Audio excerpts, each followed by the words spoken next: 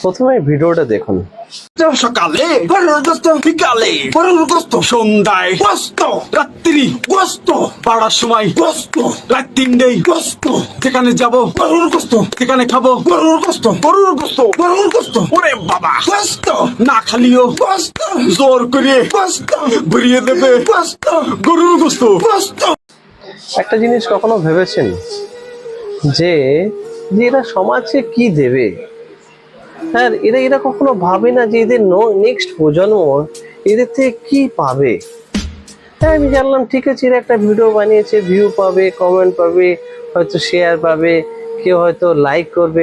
But আমি একটাই কথা বলছি, মানে এরা তো কোনো পরিবার থেকে বিলং করে। আমি জানি না এরা কোন কমিউনিটি, আমি কমিউনিটি সম্বন্ধে বলতে চাইছি না, এরা কোন রিলিজিয়ান আমি সেটা সম্বন্ধে বলতে চাইছি না। বাট আমি এটাই বলতে চাইছি যে এরা সমাজকে কি দেবে?